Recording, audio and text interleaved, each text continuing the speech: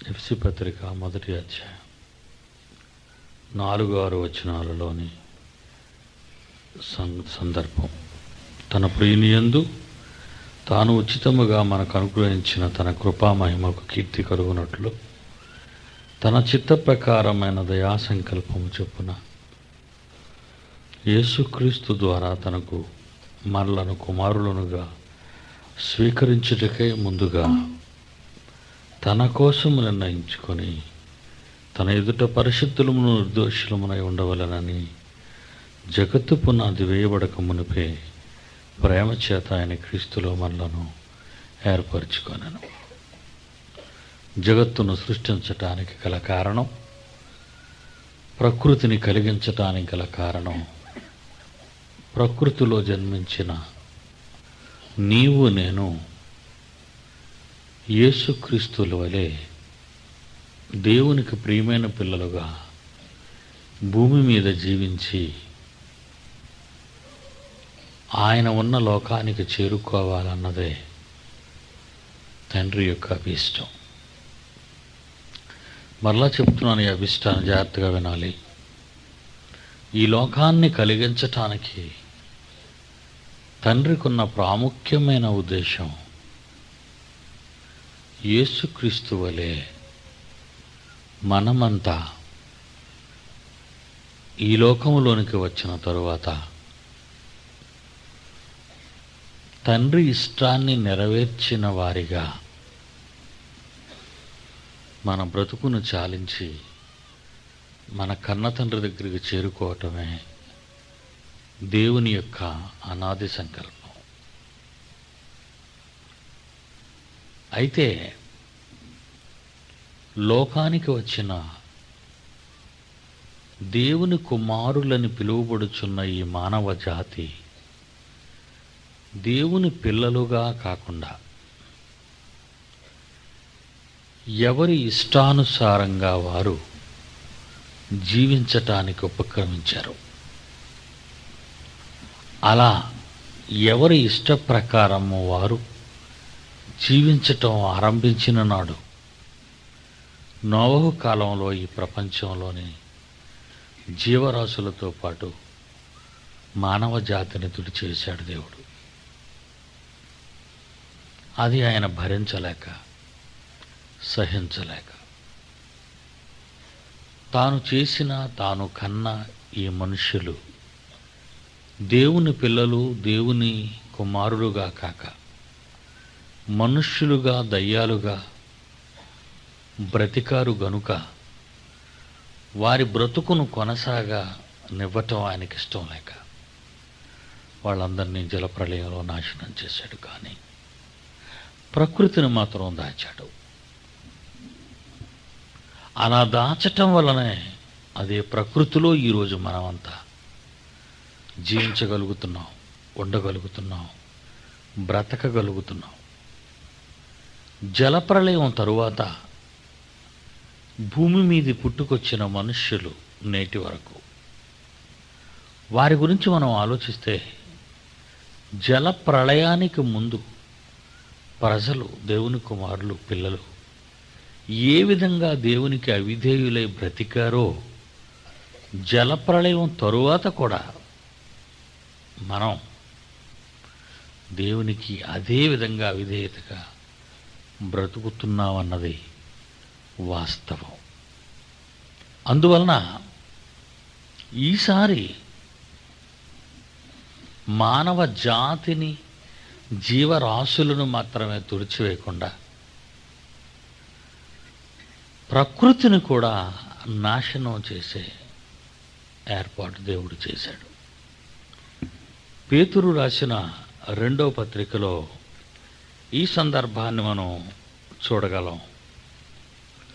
పేతురు రాసినటువంటి 2వ పత్రికలోని 3వ అధ్యాయం 6-7 వచనాన్ని 6-7 వచనాలను మనం చూస్తే అప్పటి జలప్రళయం సందర్భాన్ని, నేటి ప్రపంచ వినాశనపు సందర్భాన్ని ప్రస్తావిస్తున్నట్టు ఇక్కడ కనబడుతుంది దేవుడు. ఆ నీళ్ల వలన అప్పుడున్న లోకము నీటి వరదలో మునిగి నశించింది. అంటే సృష్టి నాశనం కాలేదు తప్ప భూమి మీద ఉన్న జీవరాశులతో పాటు మానవజాతి మాత్రమే నశించిపోయింది. 7వ వచనంలో అయితే ఇప్పుడున్న మీరు చూస్తున్న నక్షత్రాలతో ఉన్న ఆకాశం, మీరు నివసిస్తున్న ఈ మట్టితో కూడిన ఈ నేల, భక్తి లేని వాళ్ళు అంటున్నాడు ఇక్కడ. భక్తి లేని వాళ్ళు, భక్తిహీనత అంటే భక్తి లేనితనం అని. భక్తిహీనులు, భక్తి లేని వాళ్ళు అంటున్నాడు. నిన్న చెప్పాను చూసారా, అంతటా అందరూ భక్తిపరులుగా కనబడుతున్నారు. కానీ వాళ్ళలో భక్తి ఉందా అంటే ఏది భక్తి? మరి మీటింగ్స్ ఈ దినం నడిపిస్తున్న మరి మన ప్రియులు వచ్చి నాతో అంటున్నారు, ఏమండి ఈ ఈ ఈ ఇక్కడున్న ఈ క్రైస్తవులు సుమారు 5,000 మంది అండి అని. మరి ఎంతమంది ఉన్నారు అని మనం లెక్కేసుకుంటే ఏమండి ఒక 1000 మంది ఉంటారా అంటే వీళ్ళందరూ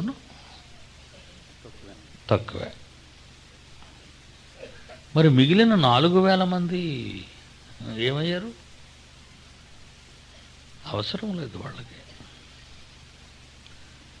భక్తి లేని పరిస్థితి అలముకుంటుంది ప్రపంచాన్ని. క్రైస్తవులలో కూడా ఎంత నికృష్టమైన నీచమైన స్థాయి అలుముకుందంటే ఇంక వీళ్ళు ఏం సువార్త ప్రకటిస్తారు అన్ని జనులకు వెళ్ళి.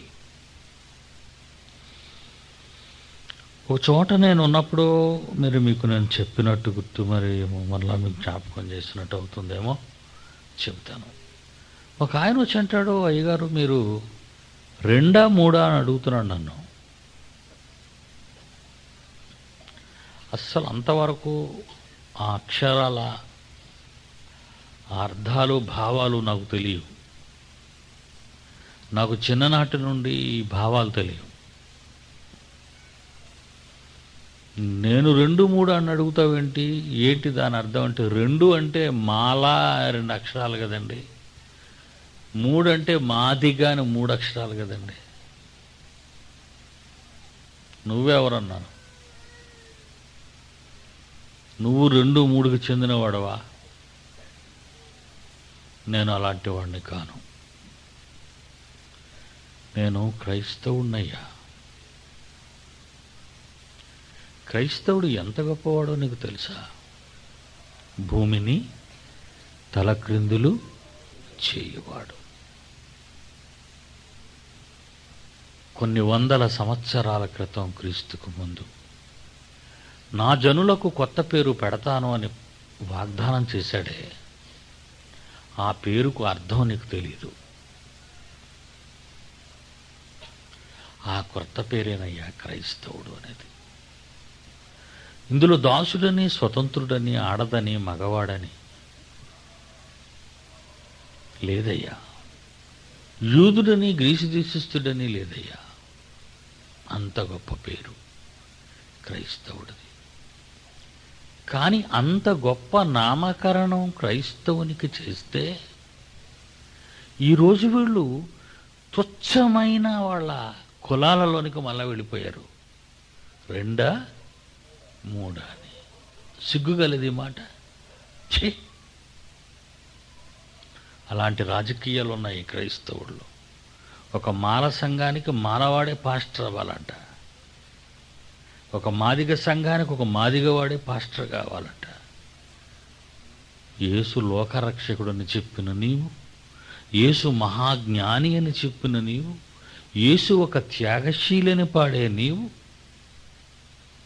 యేసు ఒక మహనీయుడని చాటి చెప్పే నీవు, కులాలు, వర్గాలు, మతాలు, ఎంత సిగ్గుకరం క్రైస్తవుల మధ్య ఇది. భక్తిహీనులు. వీళ్ళనేమనాలి? భక్తి లేని వాళ్ళు. ఎవరికొంది కులం? ఎవరిది కులం?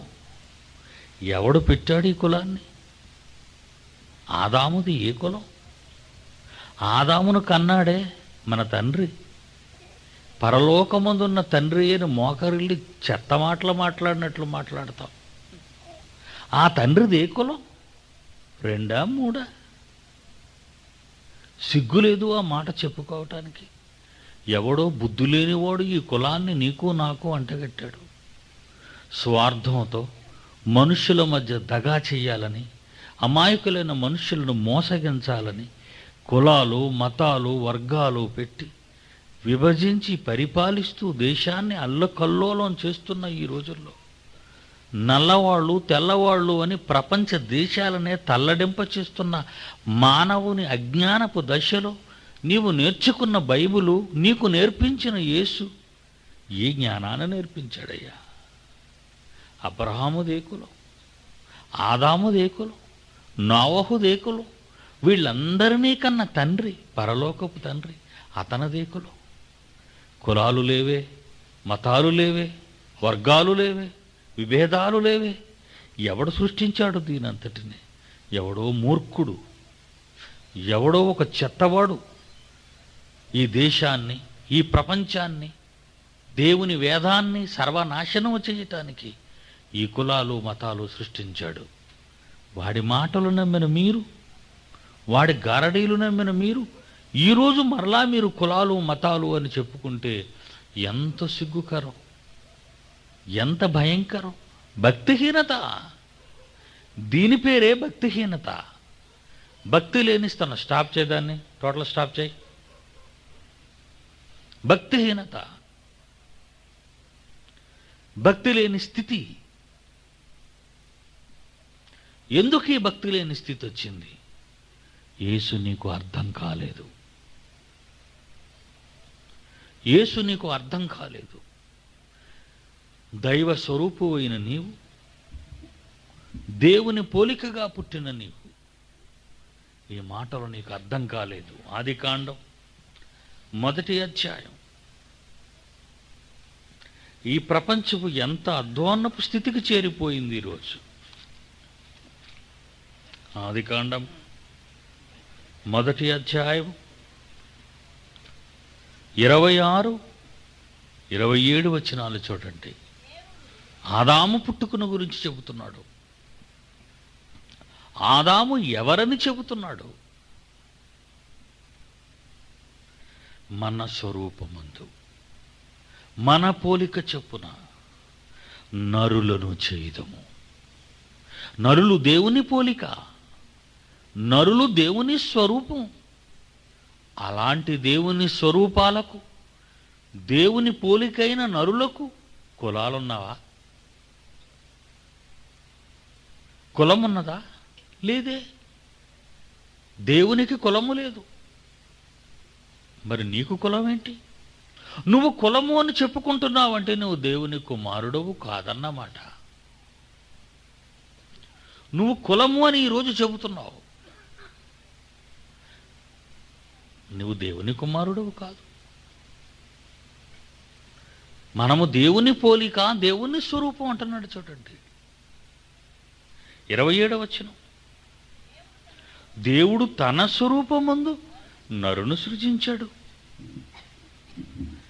దేవుడు తన స్వరూపంలో మొదటి మానవులను సృజించినప్పుడు, మరి నీవు నేను దేవుని స్వరూపాలైనప్పుడు మనకు కులాలేంటి?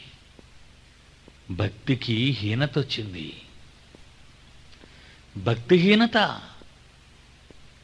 భక్తిహీనత చోటు చేసుకుందండి. ఇంకెందుకు ఉంచాలి ఈ ప్రకృతిని చెప్పండి? ఈ సూర్యుడిని ఎందుకు ఉంచాలి మీరే చెప్పండి? ఈ చంద్రుణ్ణి ఉండనివ్వమంటారా చెప్పండి? ఈ నక్షత్రాలను ఉంచమంటారా చెప్పండి? ఈ నేలను పండించమంటారా? ఈ గాలిని వీచమంటారా? ఈ వర్షాలు కురియమంటారా? మీరే చెప్పండి న్యాయం. ఎందుకు ఇవన్నీ చెయ్యాలి? ప్రకృతి తన ధర్మాన్ని ఎందుకు నెరవేర్చాలి? ప్రకృతి కంటే శ్రేష్ఠులైన మనుష్యులే తమ ధర్మాన్ని విడిచిపెట్టినప్పుడు, ఏ మనుష్యుని కొరకైతే ప్రకృతి సృజింపబడినదో, ఏ దైవ స్వరూపుని కొరకైతే ఈ పంచభూతములు దేవుడు కలిగించాడో, తన పోలికలో ఉన్న మనుష్యుల కొరకు యావత్తు సృష్టిని సృష్టిస్తే, దేవుని పోలికలో ఉన్న నరుడు దయ్యమైనప్పుడు, దేవుని పోలికలో ఉండవలసిన వాడు భక్తిహీనుడుగా మారిపోయినప్పుడు, ఈ సూర్యుడు ఎందుకు ప్రకాశించాలి, ఈ చంద్రుడు ఎందుకు ప్రకాశించాలి, ఈ నక్షత్రాలు ఎందుకు ప్రకాశించాలి? అందుకే ఆయన ఈ నిర్ణయం తీసుకున్నాడు. ఆయన తీసుకునే నిర్ణయంలో తప్పులు లేవు. ఏటా నిర్ణయం? అదే పేతురు 2వ పత్రిక 3వ అధ్యాయంలో 7వ వచనం. ఇప్పుడున్న ఆకాశము, ఇప్పుడున్న భూమి భక్తిహీనుల తీర్పు, నాశనము. వీళ్ళందరినీ నాశనం చేయాలనుకుంటున్నాను. ఎందుకో తెలుసా? వాళ్ళు భక్తిహీనులుగా మారిపోయారు కనుక. వీళ్ళని నాశనం చేయటానికి గల కారణం వాళ్ళకున్న భక్తి పోయింది కనుక.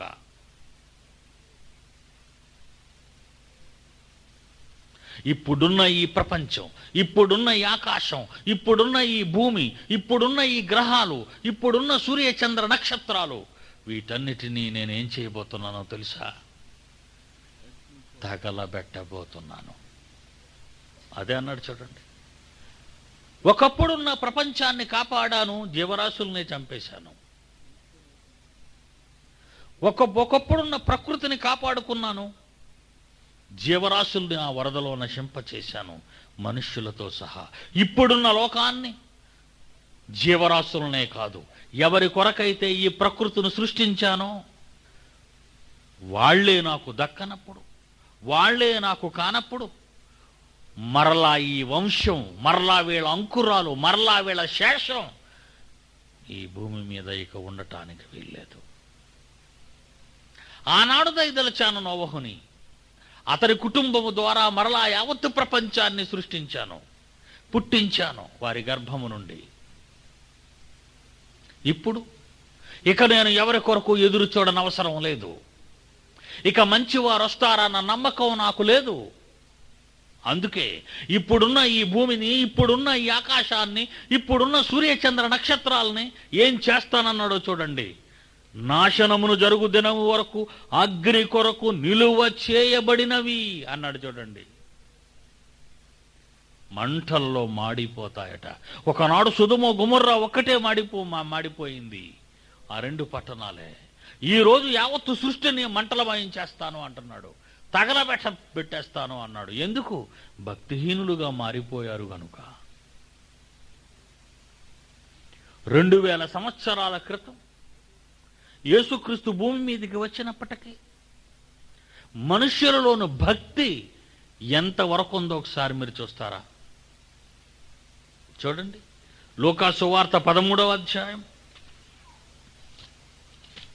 లూకాసు వార్త 13వ అధ్యాయము 23వ వచనం. లూకాసు వార్త 13వ అధ్యాయం 23వ వచనం. ఒకడు, ప్రభువా, రక్షణ పొందువారు కొద్దిమందేనా అని అడిగాడు. చూడండి, 2000 సంవత్సరాల క్రితం భక్తులు ఎంతమంది ఉన్నారు అని ప్రశ్నిస్తే కొద్దిమందేనా అనే సందేహం వచ్చింది ఒక శిష్యుడికి. కొద్దిమందేనా ప్రభువా? కోట్ల మంది ఉంటే కొద్దిమంది అవుతారా? కోట్ల మంది ఉన్న ఈ ప్రపంచంలో కొద్దిమందేనా భక్తులు? కొద్దిమందేనా రక్షణ పొందేవారు అని అడుగుతున్నాడు. చూడండి, కొద్దిమందేనా రక్షణ పొందువారు? కొద్దిమందేనా? యేసుప్రభు ఏమన్నాడో చూడండి, 24. ఆయన వారిని చూచి, ఇరుకు ద్వారమున ప్రవేశింప పోరాడుడి, అనేకులు ప్రవేశింపజూతురు, అది వారి వలన కాదు. పరలోకం తేరగా ఉందనుకుంటున్నారు చాలా మంది, అంతే కదండి. ఈరోజు పరలోకం ఎలా ఉందనుకుంటున్నారు? తేరగా ఉంది. ఒక కలెక్టర్ దగ్గరికి వెళ్ళాలంటే గుంటూరు పోవాలి, ఆ గుంటూరులో కలెక్టర్ ఆఫీస్ దగ్గరికి వెళ్ళాలి, ఆ కలెక్టర్ ఆఫీస్ రూమ్ దగ్గరికి వెళ్ళాలి, అక్కడున్న బిల్లబండి రోజును పట్టుకోవాలి, అక్కడ నువ్వు కలెక్టర్ ఉన్నాడో లేదో తెలుసుకోవాలి, ఉంటే ఎన్ని గంటలకు వస్తాడో పడిగాపులు కాయాలి, వస్తే ఒక కాగితం ముక్క రాసి ఆ బిల్లబండి రోజుకి ఇవ్వాలి, అది కలెక్టర్ చూడాలి, ఆ చీటీల్లో నువ్వు చీటీ ఉంటే పిలిస్తే నువ్వు వెళ్ళాలి. ఎలా వెళతావు అక్కడికి? జోబులో చేలు పెట్టుకెళ్ళగలవా? చేతులు కట్టుకుంటూ వణుకుతూ నోటట మాట సరిగ్గా రాకుండా, ఆఫ్టర్ ఆల్ ఒక ఐఏఎస్ ఆఫీసర్ దగ్గరికి వెళ్ళటానికి, నీ సాటి మనిషి ఒకని ముందు నిలబడటానికి నువ్వు ఇన్ని ప్రయత్నాలు చేశావే. పరలోకము దేవుడంటే తేరగా ఉందనుకుంటున్నారా? ఏమండి, పరలోకము దేవుడు తేరగా ఉన్నాడా అనుకుంటున్నారు అమాయకులు క్రైస్తవులు అనుకుంటున్నారు దేవుడు తేరగా ఉన్నాడని. చచ్చాక సమాధిలోకి ఈడుస్తూ పెట్టిలో పెట్టిన శవాన్ని చూపిస్తూ ఏమని దేవుడితో చెబుతారో మీకు తెలుసా? ఏమని చెప్తారు దేవుడితో? ప్రభువా, ఈ ఆత్మనే చేర్చుకో. ఆహా, ఎవరి బాబుదని? ఎవరి బాబుదది ఈ లోకం? పరలోకానికి చేర్చుకో. ఆహా, ఎంత పెద్ద సిఫారసునిది, ఎంత పెద్ద రికమెండేషన్ ఇది.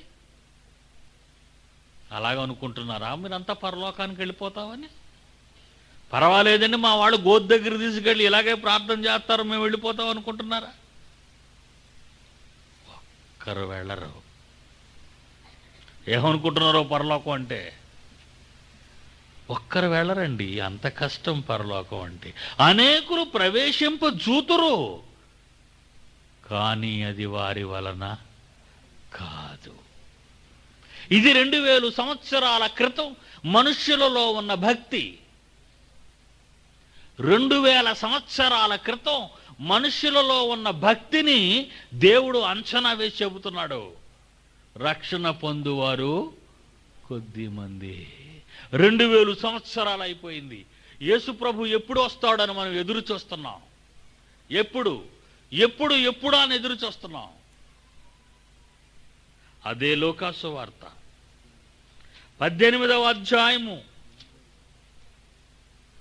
8లోని చివరి పదాన్ని చూడండి. యేసు రెండవ రాకడలో కొద్ది మందేనా, అధిక మందా? ఎంతమంది? ఎక్కువ మందా? ఎంతమంది చెప్పాడు అక్కడ ఉందో చూడండి. లూకాసు వార్త 18వ అధ్యాయము చివరి మాట. ఆయనను మనుష్య కుమారుడు వచ్చినప్పుడు, రెండవ రాకడిది. ఆయనను మనుష్య కుమారుడు వచ్చినప్పుడు ఆయన భూమి మీద విశ్వాసమును కనుగొనునా? భూమి మీద విశ్వాసాన్ని కనుగొంటాడా? కొద్ది మంది కూడా కనబట్టంలో చూడండి ఇక్కడ. ఇప్పుడు నేటి ప్రపంచపు భక్తి ఏమనుకుంటున్నారు? భక్తి స్థితి. ఇప్పుడున్న ప్రపంచంలోని భక్తి స్థితి ఏమనుకుంటున్నారు మీరు? ఏమీ లేదు. ప్రభువుని నమ్ముకుంటామంటే మాకేం వస్తుంది అని అడుగుతాం. యేసు ప్రభువుని నమ్ముకుంటాం, మాకేమొస్తుంది? రోగాలు పోతాయా? ఉద్యోగాలు వస్తాయా? పెళ్ళిళ్ళు అవుతాయా? పొలాలు కొనుక్కోగలమా? చేపల చెరువులు వేసాం, రొయ్యల చెరువులు వేసాం, రొయ్యలన్నీ బతుకుతాయా? అందుకు యేసు నమ్ముతావా నువ్వు? అందుకొరకు యేసు నమ్ముతావా? నీకు పిల్లలు పుట్టాలని యేసు నమ్ముతావా?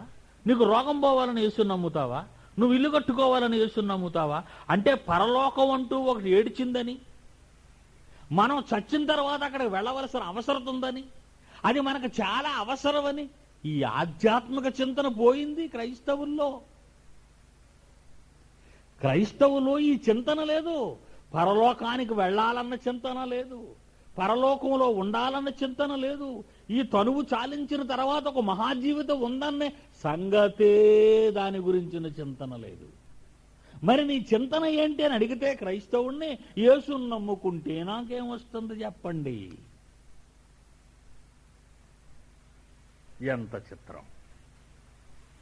అందుకే యేసుక్రీస్తు అంటున్నాడు, ఆయన భూమి మీదకి మనుష్య కుమారుడు వచ్చినప్పుడు రెండవసారి విశ్వాసమును కనుగొనునా? అసలు నమ్మిక అనేది ఉంటుందా వీళ్ళకి నా మీద? ఎలాంటి మాటలు మాట్లాడతారు మళ్ళీ వీళ్ళు బయటకు వెళ్ళి? మరి సహోదరులు అయినప్పుడు ఎందుకు 2 యాంప్లిఫైర్లు పనిచేస్తున్నాయి ఒక దగ్గర? ఎందుకు 2 పాటలు? ఎందుకు 2 ప్రసంగాలు? ఎందుకు 2 గొడవలు? నీలో ఐక్యత ఉందా? నీలో ప్రేమ ఏడ్చిందా? నువ్వు యేసు ప్రభువుని నమ్మావా? ఆ యేసు మీలో గొడవలు పెడుతున్నాడా? ఆ యేసు మిమ్మల్ని విడగొడుతున్నాడా? ఆ యేసు మిమ్మల్ని పోటీ పడమంటున్నాడా? పైగా నేను యేసుని నమ్మాను అంటాడు. ఒక ఊరిలో 90 సంఘాలు, ఆ 90 సంఘాల్లో ఒకడికొకడికి పడతావు. వాళ్ళలో మళ్ళీ కులాల గొడవ, వాళ్ళలో మళ్ళీ మతాల గొడవ, వాళ్ళలో వాళ్ళ వర్గాల గొడవ. అబ్బాబ్బాబ్బాబ్బాబ్బా, ఏమి క్రైస్తవులండి బాబు! చుట్టూ ఉన్న అన్యజనులు, యేసుక్రీస్తుని ఎరుగని వారు మిమ్మల్ని చూసి ఏమనుకుంటారు? క్రైస్తవులు ఇళ్ళు. ఈ యాంప్లిఫైర్లు ఇవ్వకు, ఈ యాంప్లిఫైర్లు అసలు పెట్టకూడదని సుప్రీంకోర్టు తీర్పిచ్చింది తెలుసా మీకు? ఎందుకు? ఈ క్రైస్తవుల వలనే. చర్చ్ ఆఫ్ గాడ్కు సంబంధించిన వాడు ఇష్టం వచ్చినట్టుగా హారన్లు పెట్టి తమిళనాడు అంతా దద్దరలింపజేశాడు. మద్రాసు పట్టణంలో మైక్ సెట్ ఉందని 24 గంటలు. అందుకే సుప్రీంకోర్టు తీర్పిచ్చింది, మీరు యాంప్లిఫైర్లు వాడకూడదని. పెద్ద పెద్ద హారన్ డొక్కులు వాడకూడదు, ఇతరులకు ఇబ్బంది కలిగించేది. సంతోషం ఇది.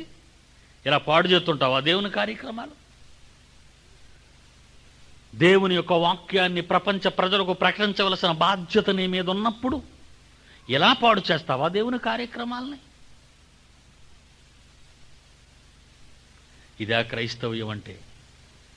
యేసుక్రీస్తును నమ్మానని చెప్పుకునే నీలో జీవము లేనప్పుడు, యేసుక్రీస్తును నమ్ముకున్నానని చెప్పుకునే నీలోనే భక్తి లేనప్పుడు ఎందుకు ఈ ప్రపంచం? ఎందుకు ఈ సృష్టి? పిలిచాడు తోటమాలని, రా. ఎందుకయ్యా ఈ చెట్టు? 3 సంవత్సరాల నుంచి చూస్తున్నాను ఈ చెట్టుని, 3 ఏళ్ల నుంచి కనిపెడుతున్నాను, ఒక్క పండు కూడా కాయలేదు. కనుక నువ్వు చేయవలసిన పని ఏంటో తెలుసా? నరికేసేదాన్ని అని కింద ఏమన్నాడు తెలుసా? 13 లూకాసు వార్త కింద ఒక మాట ప్రయోగించాడు ఆయన. లూకాసు వార్త 13వ అధ్యాయం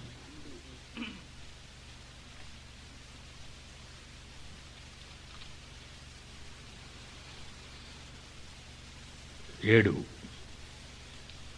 లూకాసు వార్త 13వ అధ్యాయం 7. ఇది 3 ఏండ్ల నుండి నేను ఇదిగో 3 ఏండ్ల నుండి నేను ఈ అంజూరపు చెట్టున పండ్ల వెదకి వచ్చుచున్నాను, కానీ ఏమీ దొరకలేదు. దీనిని నరికేయి. దీని వలన ఏ మాట ఉపయోగించాడు చూడండి. దీని వలన, ఈ చెట్టు వలన, ఫలించని ఈ చెట్టు వలన, ఫలములు రాని ఈ చెట్టు వలన, దీని వలన ఈ భూమియు ఏల వ్యర్థమైపోవలే. ఈ భూమి ఏల వ్యర్థమైపోవలే. నేల వ్యర్థమైపోతుందయ్యా. నేలలో ఉన్న సారాన్ని తింటుంది రోజుకి. గాలి, నీరు, వెలుగు, వేడి, ప్రకృతిలో ఉన్న సారాన్ని నువ్వు తింటున్నావా? నేను తింటున్నానా లేదా? మనం తింటున్నాం ప్రతిరోజు తింటున్నాం ప్రకృతి సారాన్ని. పీల్చే గాలి ఎవరిది? ప్రాణవాయువు, దేవుడు పెట్టిన భిక్ష. తినే తిండి ఎవరిది? దేవుడు పెట్టిన భిక్ష. బ్రతికెవరిది? దేవుడు పెట్టిన భిక్ష. దేవుడు పెట్టిన వాటిని అనుక్షణం అనుభవిస్తూ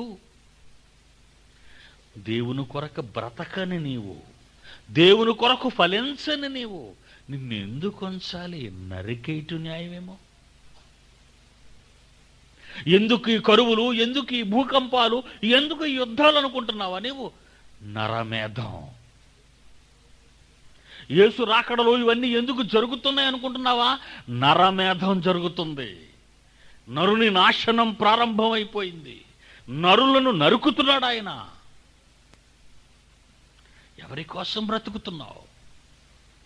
ఎవరి కోసం నిన్ను బ్రతికించాలి? నా కోసమా?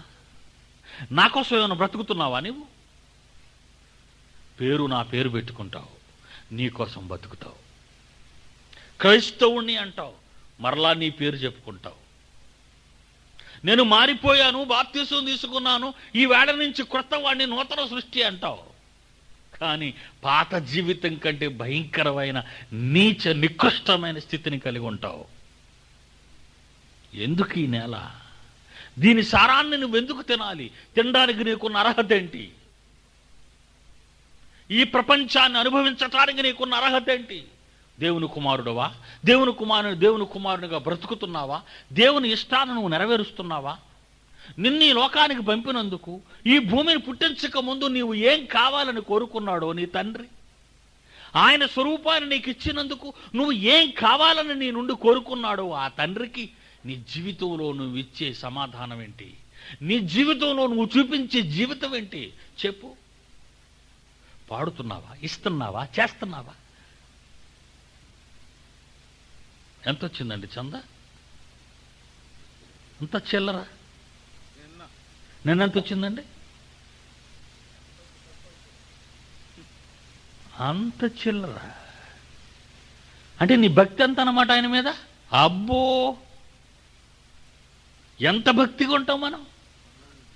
పరలోకం ఇచ్చేయాల. నువ్వు ఒక మోటార్ సైకిల్ కొనుక్కోవాలంటే 30,000 ఉండాలా? అవునా? ఒక మట్టితో కట్టిన ఇల్లు కావాలి అంటే దగ్గర ఒక 2 లక్షలు ఉండాలా? ఒక 2 లక్షలు ఉంటే గానీ ఒక మట్టితో కట్టిన ఇల్లు. అదేనండి సిమెంట్. అదే సిమెంట్ అని పేరెట్టుకుంటున్నావు నువ్వు. అదంతా మట్టిలో నుంచి వచ్చిందే కదా. నీ స్టీలు, నీ సిమెంటు, నీ కలప, నీ చెక్క, నీ గచ్చు, నీ మార్బుల్ స్టోన్స్ ఇవన్నీ ఎక్కడి నుంచి వచ్చాయనుకున్న మట్టి. నీ మట్టికి ఖరీదు 2 లక్షలు. నువ్వు తొక్కుతున్న బండి ఖరీదు 30,000. ఇన్ని దేవుడిచ్చినందుకు, నీకు ఇంత ప్రకృతిని నీకు ఇచ్చినందుకు నువ్వు దేవుడికి ఇచ్చేది 2 పైసలు. ఎవరనుకున్నావా ఆయన్ని? నీ ఇంటి ముందు అడుక్కునేవాడు అనుకున్నావా? ఆకలితో అడుక్కునేవాడు అనుకున్నావా దేవుణ్ణి? దేవునికి నువ్వు చేసిన త్యాగం ఏంటి? ఎక్కడుందా నీ త్యాగం? నీ మాటల్లో ఉందా? చేతల్లో ఉందా? మాటల్లోనూ లేదు, చేతల్లోనూ లేదు. బయటికి మాత్రం భక్తి. ఎంత భక్తి అంటే నోటితో మాత్రం మన భక్తి అంత భక్తి కాదు. నువ్వు లేకపోతే బతకలేవన్నంత మాట మాట్లాడతాం దేవుడి దగ్గర. ఏమండి, ఇప్పుడు ఏమైనా పాట పాడారండి పిల్లలు ఇక్కడ, సండే స్కూల్ పిల్లలు ఒక పాట పాడి డాన్స్ చేశారు. ఏం పాట అండి అది? ఏమా? నాదు జీవం నువ్వే, నా సమస్తం నువ్వే, నా సమస్తం నీదే, నాదే నీది, నీదే నాది, నేను మాత్రం నీకు కాను. ఏమండి ఎలాంటి పాటలు పాడతామండి? ఎలాంటి పాటలు పాడతాం? అసలు ఇన్ని పాటలు పాడుతున్నామే అసలు మనం. ఒక్కసారి ఆలోచించండి, ఇంత మంచి పాటలు పాడుతున్నాం మనం. నిజంగా జీవితంలో మనం ఏం చేస్తున్నాం ఆయన కోసం? పుట్టావు, పెరిగావు, చదువుకుంటున్నాం, ఆ తర్వాత చదువుకున్నాం, ఆ తర్వాత ఉద్యోగం, ఆ తర్వాత పెళ్ళి, ఆ తర్వాత పిల్లలు, ఆ తర్వాత వాళ్ళకి చదువు, ఆ తర్వాత మీకు ఒక ఇళ్ళు, ఆ తర్వాత మీకు బతకటానికి ఏదో కావాలి, ఆ తర్వాత ఆ పిల్లలకి పెళ్ళిళ్ళు, ఆ తర్వాత ముసలు అయిపోతాం, ఆ తర్వాత ఆ పిల్లలు ఎత్తుకు తిరగాలి, ఆ తర్వాత చావటం. ఇంతకీ దేవుడికి ఏం చేశావు? తెల్లవారిపోయింది నీ బ్రతుకు. నీకిచ్చిన ఆయుష్కాలం అయిపోయింది. ఎందుకు ఇచ్చాడు ఆయుష్కాలాన్ని? ఒక కొబ్బరి చెట్టు కాయలు కాయడానికి, కాయకపోతే నరికేస్తావు నీ తోటలో, నువ్వు మంచోడు పెట్టి. ఒక గులాబీ మొక్క గోళంలో వేసి మేడ మీద పెట్టావు, పువ్వులు కాయలేదు, కాయపోతే ఏం చేస్తావు?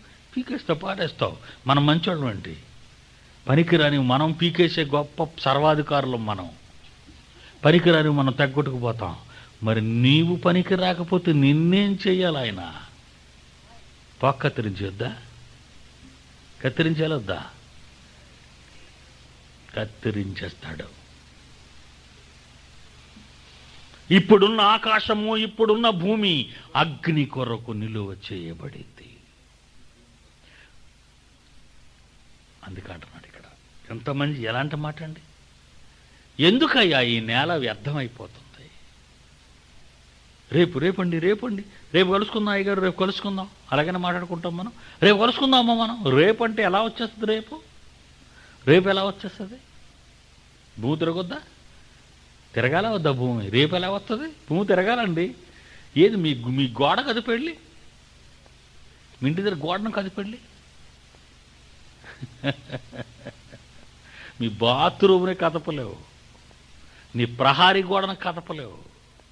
కానీ మహాసముద్రాలతో, మహాపర్వతాలతో, మహానదులతో, మహా అరణ్యాలతో, ఎడారులతో ఈ మహాభూగ్రహం కదులుతుందే, అది తెలుసా నీకు? నీకు రేపు రావాలని, నువ్వు వేకువ చూడాలని, నువ్వు సూర్యుడిని చూడాలని, సూర్యుడు నీ మీద ప్రకాశించాలని, అంత సూర్యుని వెలుగు నీ మీదకి రావాలంటే ఈ మహాభూగోళం కదలాలయ్యా, కదలాలి, దొరలాలిది. అది దొర్లుతుంది నీ కోసమని నీకు తెలుసా? అది దొరలాలంటే ఎంత ఖర్చు అవుతుందో తెలుసా? పనికిరాని ఒక మోటార్ సైకిల్ ఇక్కడి నుంచి గుంటూరు వెళ్ళడానికి ఒక 1/2 లీటర్ పెట్రోల్ కావాలి, దానికి 15 రూపాయలు. ఇక్కడి నుంచి గుంటూరుకు వెళ్ళడానికి ఒక మోటార్ సైకిల్కి 15 కిలోమీటర్లు కదలడానికి 15 రూపాయలు కావాలి. ఎన్ని వందల కిలోమీటర్లు, ఎన్ని వేల కిలోమీటర్లు వేగంతో తిరుగుతూ చుట్టుకొస్తుందో తెలుసా ఈ భూమి? మరి దాని ఖర్చు ఎవరేస్తారు? ఊరకనే ఏదైనా తిరుగుతుందండి? ఫ్యాన్ ఊరకం తిరుగుతుందండి? లైట్ ఊరకనే వెలుగుతుందండి? మీరు చెప్పండి. స్టవ్ ఊరకనే వెలుగుతుందండి? స్టవ్ వెలగాలంటే గ్యాస్ ఉండాలి, లైట్ వెలగాలంటే కరెంట్ ఉండాలి, మోటార్ సైకిల్ కదలాలంటే పెట్రోల్ ఉండాలి. మరి భూమి కదలాలంటే అదే తిరుగుతుందా? ఇది ఎక్కడ ఒక న్యాయమా? ఎందుకు తిరగాలి? ఎంత ఖర్చు పెడుతున్నాడు దేవుడు అనుకుంటున్నావు నువ్వు? సూర్యుని మండించడానికి అతనికి ఎంత ఖర్చు అవుతుందో తెలుసా? నక్షత్రాలు మండించడానికి ఎంత ఖర్చు అవుతుందో తెలుసా? భూమిని తిప్పడానికి ఎంత ఖర్చు అవుతుందో తెలుసా? గుంటూరు సముద్రం ఎక్కడుంది? ఉందా? కృష్ణానది ఉంది పక్కన విజయవాడ దగ్గర. ఆ నీరెనమిది, ఆ నీరెనమికి వస్తుంది. ఎలా వస్తుంది అనుకున్నారు? గవర్నమెంట్ వారు కాలువలు తవ్వేసి ఇంటి ముందుకు పంపించారనుకున్నారా మీరు? సూర్యుని వెలిగిస్తున్నాడు, వేడెక్కించాడు. సూర్యుని యొక్క మహాశక్తివంతమైన కాంతితో భూమి వేడెక్కి సముద్రాలు మండుతున్నాయి. అందుకే నీరు ఆవిరవుతుంది, ఆవిరి ఆకాశానికి వెళ్ళిపోతుంది, నీ ఉన్న ఇంటి దగ్గరకు వచ్చి కురుస్తుంది. అది నీళ్లు, మంచినీళ్ళు ఎలా వస్తున్నాయి మీకు? మీ కృష్ణానది ఎక్కడ నిండుతుంది? ఎవరు నింపుతున్నారు దాన్ని? గోదావరిని ఎవరు నింపుతున్నారు? గంగానదిని ఎవరు నింపుతున్నారు? ఈ మహానదులన్నింటినీ ఎవరు నింపుతున్నారు అనుకున్నారు? దేవుడరా దేవుడు. నువ్వు తాగాలని, నువ్వు బతకాలని, నువ్వు తినాలని, నువ్వు సుఖపడాలని ప్రకృతిని అంతటిని ఆయన మండిస్తున్నాడు. ఆయన ప్రకృతిని అంతటిని నడిపిస్తున్నాడు. ఆయన నడిపించబట్టే నువ్వు చల్లగా బతకగలుగుతున్నావు. ఎవరి కోసం? ఎవరి కోసం బ్రతుకుతున్నావు? నీ ముంగిట నీ ఇంటి మీద పడిన నీరు నీ కాళ్ళ ముందు పడుతుందే. ఆ నీరు అది ఎక్కడి నుంచి వచ్చింది అనుకున్నావు? మహాసముద్రాల నుండి వచ్చిన నీరు. తమిళనాడుకి ఆంధ్ర రాష్ట్రం నుండి ఎన్నో వేగంలో ట్రైన్లతో నీరు వెళ్ళేది తెలుసా మీకు ఆ సంగతి? వాళ్ళకి నీళ్లు లేవు, వాళ్ళకి మంచినీళ్ళు కరువు, వేగంల మీద నీరు వెళ్ళేది వాళ్ళకి. మరి నీకు నీ ఇంటి ముంగిట నీరు, నీ ఇంటి మీద పడిన మంచినీరు నీ వాకిట పడుతుంది. అలా పడడానికి కారణం ఎవరో తెలుసా? దేవుడు. ఎందుకు తెలుసా? నీ ఉన్న ఈ ప్రకృతిని ఆయన మండిస్తున్నాడు కనుక. అలా ఎందుకు చేస్తున్నాడో ఏ రోజైనా ఒక్కసారి నువ్వు నిలబడి ఆలోచించు. ఎందుకు దేవుడు వీటన్నిటినీ నా పట్ల చేస్తున్నాడు? ఆయన ఇష్టాన్ని నువ్వు నెరవేర్చాలని. ఆయన ఇష్టానికి, ఆయన కష్టానికి, ఆయన పనికి నువ్వు పనికిరానప్పుడు నిన్నేం చెయ్యాలి? ఈ ప్రకృతిని ఏం చెయ్యాలి? మీరే చెప్పండి న్యాయం. మీరు పెంచుకున్న కోడి మీకు కాకుండా పోయినప్పుడు, మీరు పెంచుకున్న గొర్రె మీకు కాకుండా పోయినప్పుడు, మీరు పండించుకున్న పంట మీద కాకుండా పోయినప్పుడు ఏం చేస్తారో మీరు అదే ఆయన చెయ్యబోతున్నాడు. వధ, నాశనం. యేసును రప్పించబోతున్నాడు ప్రపంచానికి. ఈ విశ్వానికి యేసును రప్పించబోతున్నాడు. ఈ విశ్వాన్ని సర్వం నాశనం చేయబోతున్నాడు ఆయన. నీ మనస్సు మార్చుకో ఈ రాత్రి. నువ్వు ఎవరి కోసం బ్రతుకుతున్నావో ఒక్కసారి పరిశీలించుకో. ఒక మాట చదువుతాం బైబిల్లో. యోహాను సువార్త ముగించుకుందాం. యోహాను సువార్త 17వ అధ్యాయం. యోహాను సువార్త 17వ అధ్యాయం 4వ వచనం చూడండి. 4వ వచనం 5వ వచనం. యోహాను సువార్త 17వ అధ్యాయం 4వ వచనం 5వ వచనం. యేసుక్రీస్తు అంటున్నాడు తండ్రితో భూమి మీద ఉండి, చేయుటకు నీవు నాకిచ్చిన పని ప్రపంచంలోకి వెళ్ళి బాగా తిని బాగా బతికి బాగా తిరిగి బాగా పెళ్లి చేసుకుని బాగా బిడ్డలకని చచ్చిరారా నీకు పరలోకం తేరగా ఉందని కాదు. అర్థమైందా? చచ్చి వచ్చే బాబు వచ్చేనైనా నీకు పరలోకం తేరగా ఉందని అది కాదయ్యా. నువ్వు కష్టపడితే అన్నప్పుడు నీ భార్య నీకు అంత అన్నం వండి పెట్టదు. ఊరు మీదకి వెళ్ళి తిరిగి వచ్చావు శుభ్రంగా ఏం పెడతా అక్కడ ఏముందని అడుగుతుంది. అడగదా? ఎక్కడి నుంచి తెచ్చి పెడుతుంది ఆమె? యేసుప్రభు అంటున్నాడు చూడండి, చేయుటకు నీవు నాకు ఇచ్చిన పని నేను సంపూర్ణముగా నెరవేర్చి భూమి మీద నిన్ను మహిమపరిచితిని. భూమి మీద నేనే పని చేయాలని నీవు అనుకొని భూమి మీదకి నన్ను పంపావో తండ్రి, ఆ పని నేను ఎలా చేశాను? సగం చేశానా, కొంచెం చేశానా, పూర్తిగా చేశానా? సంపూర్ణముగా అన్నాడు చూడండి, అక్కడ పూర్తిగా చేసేసాను. 33.5 సంవత్సరాలకి తండ్రి పని పూర్తి చేసిన మహనీయుడు. నిజంగా హ్యాట్సప్ అండి ఆయనకి. మనకు 60 ఏళ్ళు వచ్చినా మనకంటూ ఒక పని ఉందని దేవుడు అప్పగించాడన్న సంగతే మనకు గుర్తుండదు. మనకు 60 ఏళ్ళు వచ్చినా మనం ఆయన పని మీద భూమి మీదకి వచ్చామని, ఆయన మనకు ఒక పని అప్పగించాడని అవి పూర్తి చెయ్యాలన్న సంగతే మనకు గుర్తురాదు. 33.5 సంవత్సరాలకని పని పూర్తి చేసేశాడు. ఎందుకో తెలుసా? 12వ ఏటలోనే అతని ఆలోచన మీకు తెలిసి ఉండాలి. తల్లి తండ్రి యేసుప్రభుని ఎత్తుక్కుంటూ వస్తే దేవాలయంలో శాస్త్రులతో పరిసయ్యులతో మాట్లాడుతున్న సందర్భంలో తల్లిదండ్రులు, ఏనాయనా నిన్ను వెతుకుతున్నావురా, నీ తండ్రి నేను అని యేసుప్రభుని అడిగితే ఏమన్నాడు ఆ రోజు తెలుసా మీకు? నేను నా తండ్రి పనుల మీద ఉండవలెనని మీకు తెలియదా? అంటే 12వ ఏటే అంత బాధ్యత వచ్చి పడింది ఆయనకి. మనకు 120 సంవత్సరాలు ఇచ్చినా మనకు తెలియదు అది. యేసుక్రీస్తుకు 12వ సంవత్సరంలోనే పరలోకమందున్న తండ్రి పని మీద ఉండాలన్న బాధ్యత వచ్చింది. మనకి 60 ఏళ్ళు మీద పడినా పరలోకమందున్న తండ్రి పని మీద ఉండాలన్న సంగతి మనకు గుర్తుండదు. ఎవరి పని మీద ఉదయం లేస్తున్నారు, ఎవరి పని మీద మధ్యాహ్నం వరకు ఉన్నారు, ఎవరి పని మీద రాత్రి వరకు ఉంటున్నారు, ఎవరి పని మీద మరలా మరుసటి రోజు ఉదయం లేచారు చెప్పండి? ఉదయం లేస్తాం, వాళ్ళ పని మీద వెళ్ళిపోతాం, మధ్యాహ్నం భోజనంకి వస్తాం, మరలా తినేస్తాం, మరలా మన పని మీద బయటకు వెళ్ళిపోతాం, మరలా రాత్రి వస్తాం, మరలా తినేస్తాం, పడుకుని పోతాం.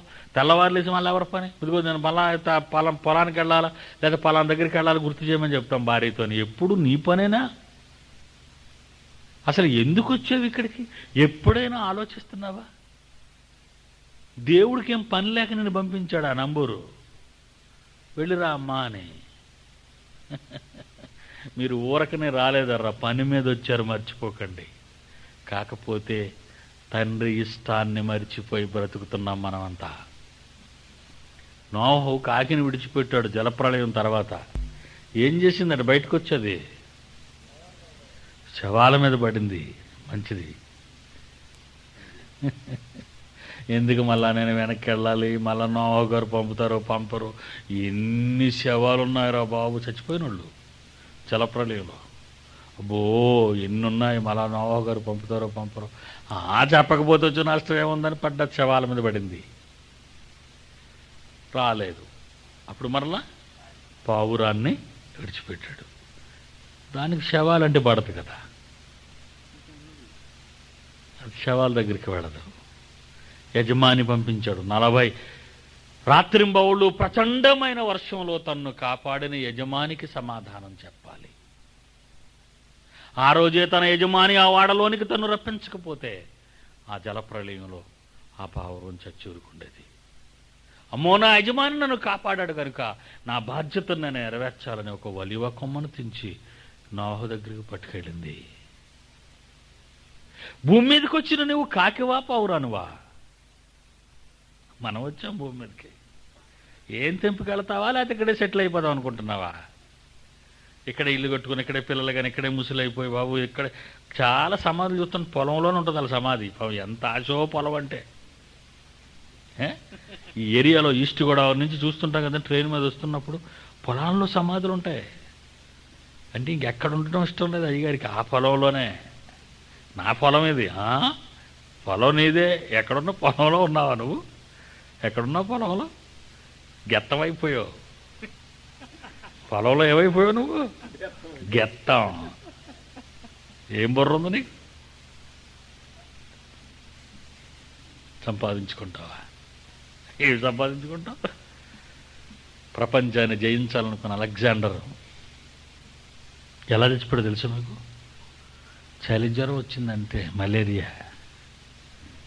అలెగ్జాండర్కి ఏమొచ్చింది అనుకున్నారు? అలెగ్జాండర్ ద గ్రేట్, గ్రీకు సామ్రాజ్య నేత. చిన్న చలి జ్వరం వచ్చిందంటే తప్పని చచ్చిపోయాడు. ఎంత చరిత్ర ఉంది ఆయనకి? ఉంటే ఉన్నామండి, చచ్చిపోయాడు కదా. ఎంత చరిత్ర ఉన్నా చచ్చాడు. ఎందరు చచ్చారు చరిత్ర ఉన్నోళ్ళు? ఎంతమంది చరిత్ర ఉన్నోళ్ళు ఈ కలిసిపోయారు ఈ మట్టిలో. అడకంటే నీ దేవుని చరిత్ర ఉందా నీకు? నీకంటూ ఏమైనా చరిత్ర ఉందా? ఏమీ లేదే. దేవుని పిల్లలారా, లోకానికి పంపినందుకు, యజమాని నిన్ను లోకానికి పంపినందుకు శవాల మీద పడి పీక్కు తింటున్నావా ఈ ప్రపంచంలో? సమాధానం చెప్పటానికి వెళ్ళాలనే గుర్తుతో యేసుక్రీస్తుల నా తండ్రి పనుల మీద ఉన్నానన్న సంగతి గుర్తు చేస్తున్నావా ఈ సమాజానికి?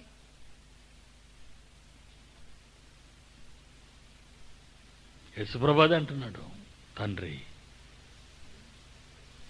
4వ వచనంలో 17వ అధ్యాయం యోహాను సువార్తలో, చేయుటకు నీవు నాకు ఇచ్చిన పని నేను సంపూర్ణముగా నెరవేర్చి భూమి మీద నిన్ను మహిమపరిచితిని కనుక తండ్రి, లోకం 5వ వచనం, లోకం పుట్టక మునుపు నీ యొద్ద నాకు ఏ మహిమ ఉండనో పరలోకంలో ఆ మహిమతో నన్ను ఇప్పుడు నీ యొద్ద మహిమపరచు. నాకు అది కావాలి అంటున్నాడు. నాకు అది కావాలి, నాకు ఆలోకం కావాలి. దేనిని కోరుకుంటున్నావు సోదరా సోదరి? దేనిని కోరుకుంటున్నావు? నీ ఒంట్లో రోగాలు పోవాలని కోరుకుంటున్నావా? మళ్ళా రోగాలు వచ్చి పడిపోతాయి పోవాలని కోరుకున్నా. నువ్వు మేడలో మిద్దెలు కావాలని కోరుకుంటున్నావా? అందులో నువ్వు ఉండవు ఒకరోజు వచ్చేసరికి. నీకు కానివి, నీకు రానివి, నీతో ఉండనివి నువ్వు కోరుకుంటున్నావు అంటే నీకంటే తెలుగు తక్కువ వాళ్ళు ఎవరున్నారు చెప్పు? శాశ్వతమైన ఆ మహాలోకాన్ని కోరుకో. అందుకే దేవుడు లోకానికి నిన్ను పంపాడు. ఆ నిజాన్ని, ఆ వాస్తవాల్ని ప్రపంచ ప్రజలకు చాటి చెప్పమన్నాడు నిన్ను. ఈ లోకం మాయా, ఇదొక అశాశ్వతమైన ప్రపంచం. ఇది అగ్ని కొరకు నిలువ చేయబడినదే. ఏ క్షణాన్న ఏవైపోతుందో ఎవ్వరికీ తెలియని ఈ మాయ ప్రపంచం. ఈ ప్రపంచంలో బ్రతుకుతున్న నువ్వు మాయా, నీ కాలం మాయా, నీ బంధువులు మాయా, నీ భార్య మాయా, నీ పిల్లలు మాయా అని ఈ మాయ పొరలు తొలగించేటట్టుగా ఈ ప్రపంచానికి మహాజ్ఞానాన్ని నేర్పించవలసిన క్రైస్తవుడవు, క్రైస్తవురాలివైన నీవు ఏమై బ్రతుకుతున్నావు? ప్రపంచంలో కలిసిపోయి ప్రపంచంగా బ్రతుకుతున్నావా? శవాల మీద పడి పిక్కుతుంటున్న కాకిగా బ్రతుకుతున్నావా?